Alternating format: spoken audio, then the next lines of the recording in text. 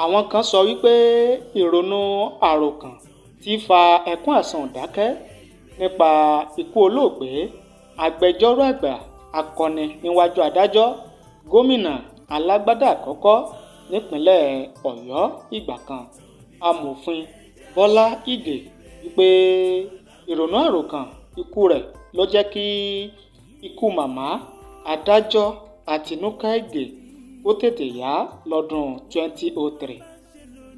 Àtúpalẹ̀ ìtàn ráńpẹ́ la fẹ́ sọ nípa adájọ́ ATINUKE Ọmọbóníkẹ́, ọmọ ọlọ́kọ̀ nílùú Ìbàdàn tó jẹ́ aya ògbóǹtarìgì amòfin agbẹjọ́rò olóṣèlú nílẹ̀ Yorùbá tó tún fi ìgbà kan ṣe gómìnà ìpínlẹ̀ Ọ̀yọ́ jọ̀hún lọ́dún 1983. Ẹ farabalẹ̀ kẹ́ ẹ gbọ́ wa láti ìbẹ̀rẹ̀ fídíò yìí títí dé ìparí bá a sì máa mú àtúpalẹ̀ ọ̀rọ̀ wá fún yín nípa ayé màmá adájọ́bìnrin ATINUKE Ọmọbóníkẹ́ Ige wá fún yín nínú fídíò yìí. Ẹ farabalẹ̀ ẹ máa bá wa ká lọ. Otasansan rédíò and TV a wà lórí Facebook àti YouTube bẹ́ẹ̀ bá ṣe ń gbọ́ wa bẹ́ẹ̀ lẹ́ẹ̀ máa wò wá.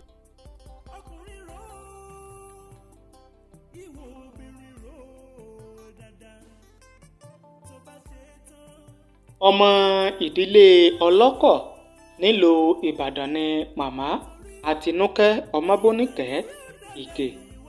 Àkọsílẹ̀ ìtàn jẹ́ ká mọ̀ wípé adájọ́ ATINUKE Ige ni obìnrin amòfin àkọ́kọ́ tó jẹ́ ọmọ bíbí ìlú Ìbàdàn, first female lawyer from Ìbàdàn City. Ọdún 1959 ni ó gba wíìgì gẹ́gẹ́ bí agbẹjọ́rò lórílẹ̀‐èdè Nàìjíríà.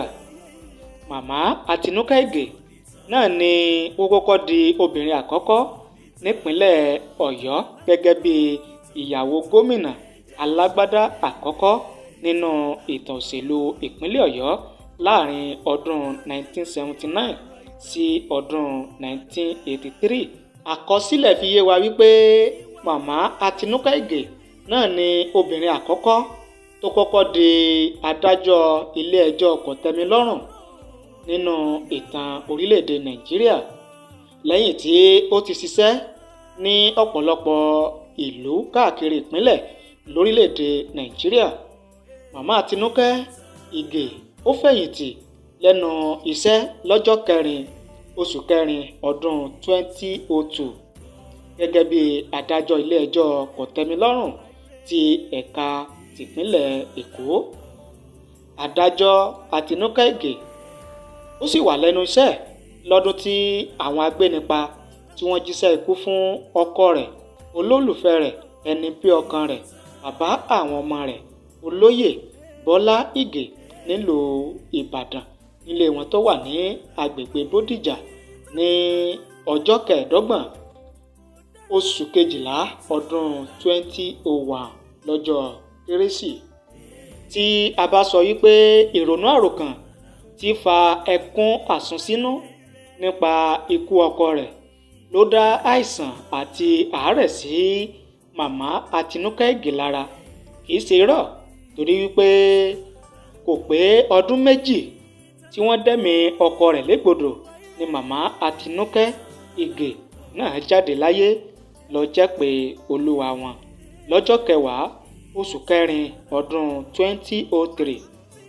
Léyìí tó jẹ́ wípé ọdún 2023 ló pé 20 ọdún gbáko tí obìnrin agbẹjọ́rò àkọ́kọ́ nílùú Ìbàdàn tó jẹ́ ìpè olúwa rẹ̀. Láti 20 ọdún sẹ́yìn tí màmá ATINUKE Ige tó ti jẹ́ pé olúwa, ó ní àwọn ọmọ tí màmá fi sáyé lọ ni wọ́n ti ń nawọ́ àánú ètò ẹ̀kọ́ ọ̀fẹ́ fún àwọn akẹ́kọ̀ọ́ níléèwé girama ní ìrántí ìyá wọn màmá ATINUKE Ige tó dolóògbé lọ́jọ́ 10 oṣù kẹrin ọdún 2003.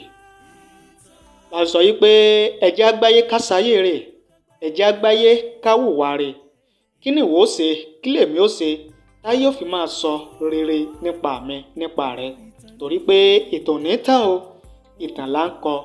Èyí tá a ṣe lánàá yóò dìtàn lónìí, èyí tá a ṣe lọ́wọ́ báyìí yóò dìtàn tó bá dọ̀la.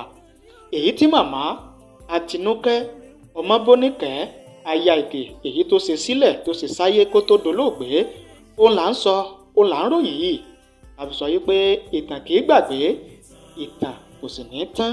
Tí ẹ̀yin náà bá gbádùn àtúpalẹ̀ ìtàn iṣẹ́ ìwádìí yìí, ẹ bá wa subscribe sórí ìkànnì yìí, ẹ bá wa pín kó lè káàkiri àgbáyé, ẹ tan notification bell ìyẹn aago rán mi létí kẹ́ ẹ lè máa gbádùn wa lóòrèkóòrè tá a bá ti mú tuntun wá fún yín lórí ìkànnì yìí.